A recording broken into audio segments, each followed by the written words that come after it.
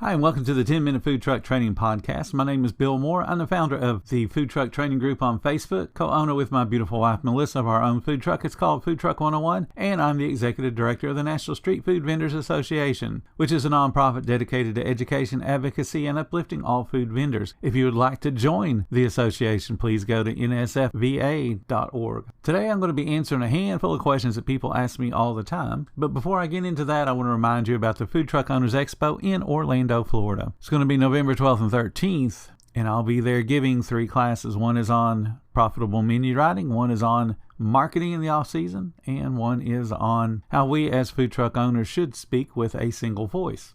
If you'd like to attend that expo, the one in Houston was awesome. I can't wait to see you guys in Orlando. So go to ftoexpo.com, place your order for those tickets today. And when you do, put in the code FTTG15 for a 15% discount. I want to thank Table Needs for sponsoring this episode of the 10-Minute Food Truck Training Podcast. Table Needs is a full-service POS system capable of handling your busy food truck cash, credit card, and reporting needs. Check out the link in the description for more information about Table Needs. So let's get to answering those questions. I'm often asked, can you tell me the biggest mistake that food truck owners make when they first start out and how they can avoid it? And I get that question actually pretty frequently. And sometimes I don't actually get asked the question, but I witness the big mistake. When I do coaching sessions with a new food truck owner, especially one that has yet to start, one of the very first questions I ask is, tell me what's going to be on your menu. And then they start to list off things, and they list off things, and they list off more things, and they list off more things, and they list off more things, to the point where I have to stop them and say, well, I can't keep up writing, so tell me,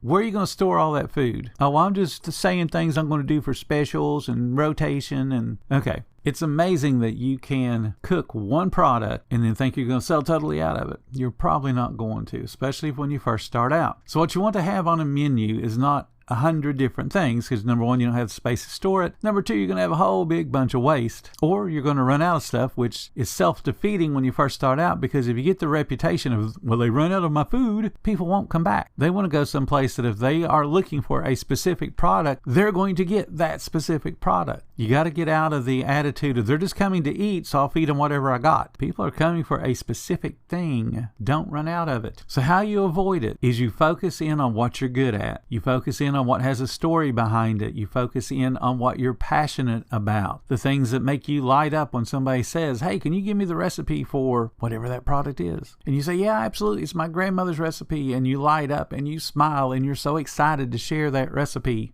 That's the food you want to sell. If you're just selling food just because, no one's going to buy it. You may have good sales, but eventually people will see that you're not passionate about it, the food's boring, and they're going to go other places. Sell stuff you're passionate about. So when you tell that story, people can't wait to try it. Because I promise you, when you sell something you're passionate about, when people ask you what's good on the menu, you're going to tell them what you think is awesome. Because you're going to light up, you're going to smile. How has the food truck industry evolved over the past decade, and what trends should vendors watch out for? The biggest evolution in food trucks in the last 10 years has been technology. And it's not necessarily cooking technology, although there have been some advancements in that, but it's the operational technology. How we are now able, as food vendors, we have a multitude of selections on POS systems. 15 years ago, the only choice we had was Square, and Square was very basic back then. But now we've got several dozen choices as a POS system, and many of those are specific to food trucks. Now, what makes it neat when you get one that's specific to food trucks is they incorporate text messaging. And that text message eliminates the need for you to have pagers. Pagers were a big technological advancement in the early 2000s, and then as they became affordable in the teens, a lot of food trucks adopted pagers as a way to notify guests that the food's up. But there are now POS systems that incorporate text messaging so that when you take an order, you say, hey, your order's complete. You'll be able to pick it up over there. And if you give me your cell phone number, I will send you a text and let you know when that food's up. So you don't have to try to listen for me to holler at you. People like that. And then when the food comes up, that text message goes out automatically and the guest knows that their food is ready. And they come up and pick it up. That's one of the advancements. And that's a biggie. And there are several small businesses that are set up just to create the POS system for food truck owners. And they're awesome.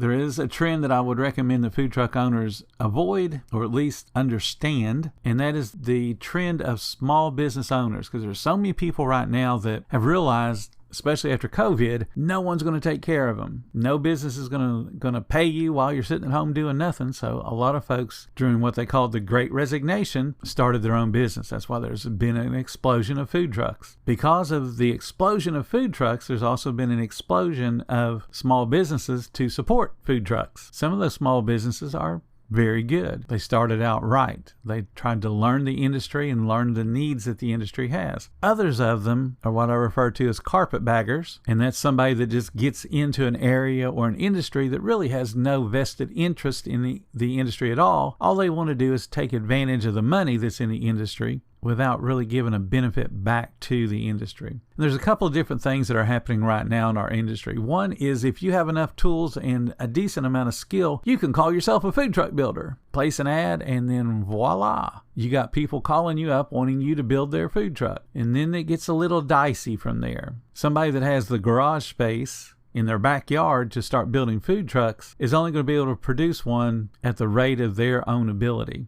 But they're not building everything from the ground up. And that's what you want. You want a builder that is building something from the ground up. There are many, quote unquote, food truck builders that literally are in their backyard, or they rent a garage space, or they rent a small warehouse space. Throw a handful of tools in it, get 4 or 5 guys together, and they call themselves a food truck builder. They go out and they get cargo trailers and convert those into a food trailer. The problem is a basic cargo trailer is not designed to hold weight on the walls or weight on the ceiling. But these guys don't care because they can get a real cheap cargo trailer, put in some nice walls, put in a sink package, and make you think, wow, that's cool, I want that. And they charge a premium price for something that they know good and well is not going to last more than a handful of years, if it lasts that long. There are other quote-unquote builders that are importing. They're importing from Mexico. They are importing from China. China has a very distinctive look. On many of their builds, they look like what we refer to as the mailbox. It's a rounded roof. Now, the thing about something coming from China is if you get a generic build, it will not be roadworthy. Now, there are many builders in China that will build to American specs, but they got to have those specs given to them. But what happens when they start to build to American specs, price goes up.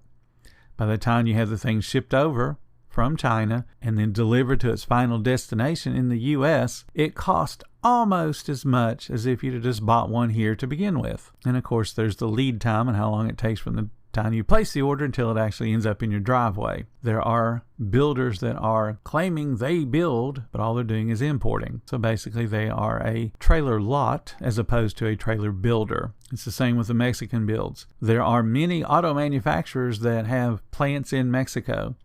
So the talent is there to build something substantial. And you can look up the number of auto manufacturers that have plants in Mexico. So the issue isn't that it's from Mexico. The issue is, just like China, if they don't have engineering specs to go by, they just build it the least expensive way possible to create whatever it is they're going to create. Because that's exactly how you would be when you're creating one of your masterpiece food items. You're going to create it in the least expensive way possible that makes your guests happy. And of course, that means you're more profitable. Now, your guests aren't expecting your food product to last decades. They want to eat it while it's still hot. So you don't want someone who's building to the least amount of engineering specifications possible for a food truck. You want them to build to a standard. There are no standards in our industry right now. There will be, but there's not right now. The other thing that I see as a trend that needs to be avoided is the number of small businesses that are doing credit card processing. They are acting as a middleman to a middleman, essentially. How credit card processing works is MasterCard and Visa, Discover, and American Express have a network set up to do the transaction to make sure that the person has the credit available and then to approve that. So they set up a network. They've created the foundation to make sure that when somebody runs a credit card in your business, it's not a stolen credit card. It's not one that is already over its limit and going to be declined. So you know that when you run the credit card and it gets approved, you're getting paid. That network was set up by, again, those 4 major credit card companies. Now, each of those credit card companies then also partners with banks. So there's now another layer of industry that has to be paid, because each bank can now offer their own version of Visa or MasterCard, American Express, or Discover. You don't see it as much with Discover, but certainly you can look at your wallet and look at the different brands that all say Visa or MasterCard or American Express, but then they also say Hilton.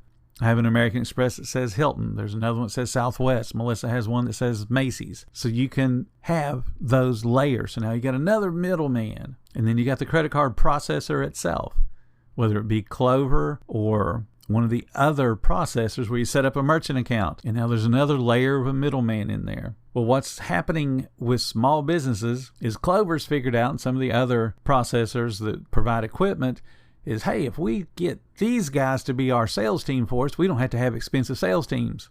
And then what they encourage these mom and pop little tiny businesses to do is, here's our equipment. You go out and sell it at cost, $300, $200, $400, whatever the cost is. And you offer them credit card processing, but what they're going to do is pass it off to their consumers. And then we're going to charge higher than legally allowed to process that because, hey, we passed it off. And then everybody gets to make money, and you get to make a residual income for having done nothing. I saw one of those ads right before I started recording this. Sadly, you will lose money if you decide that that's a good thing. And I can prove this. And you won't see one of their salespeople try to prove to you how you won't lose money. They'll just tell you, yeah, you won't lose money. People don't care nowadays. So what you got to do in order to make it legal is you have to have a dual pricing structure. Essentially, if a credit card person comes up, they pay whatever the menu price is that's posted. That is in the terms and conditions of MasterCard and Visa. You cannot charge people more money than the list price for your products. Otherwise, it's considered a service charge. So you charge them, let's take $15. Or you have a $15 menu item. That's what the credit card person is going to pay. Then, in order to make this legal, people that come up to you and pay cash, you're going to give them a discount. It could be 4%. It's what they recommend, but it could be 5%. But let's just say it's 4%. So on a $15 ticket average, you're going to discount that 4%, which means you're taking away 60 cents. So the dude paying cash is going to pay $14.40. The dude paying with a credit card is paying $15. You as a business person have to make sure that that menu product, when it is discounted to $14.40, is still profitable to you. Okay, so at $14.40, you're making money. At $15, the difference, that 60-cent difference, is what the credit card processor is going to make. Now, I just told you that that's 4% higher. They can only legally charge 3% higher, but because you're doing the cash discount nonsense, you're giving them more money. And who's paying it? Person with the credit card. Now, think about this. The credit card bearer, the one that's walked up to you, ordered your food, and whipped out a credit card, they're saying that that $15 price is acceptable to them. They don't mind. So why would you give a discount to someone else just because they whip out a $20 bill? Oh, and if you do the discounts correctly, it means you have to have coins. Many food vendors are afraid of coins. They don't want to carry change because they think it slows them down. I can promise you the slow point will never be you counting back change. The slow point is going to be you cooking. Counting back change, even with a slow elementary school level educated cashier, is still only going to take 30 seconds max if they're really, really slow. So don't be afraid of coins. Don't fall for credit card processing schemes where somebody's going to give you free stuff, because it ain't free. Someone's paying for it. It's most likely your guest, which means that the sweat of your brow is now paying for somebody else to sit back and relax because they don't have to do anything, because they hooked you into something where they're making money as a middleman to a bunch of middlemen. Don't fall for those schemes. Don't fall for the little tiny businesses that pop up. Let other people experiment with them, and when they grow to a size that they can give you good service, they can verify that their product is awesome. You're a little business. You don't have the time to help other little businesses get started to find out that, oh, they're a scam. Oh, they didn't know what they were doing. Be smart. You want to stay around for many, many years. You don't want to be closing down because you fell for a builder that converted something that had no idea what they were doing and then hooked into credit card processing schemes and doing free cash discounts that don't help you grow your business. It only chases people away.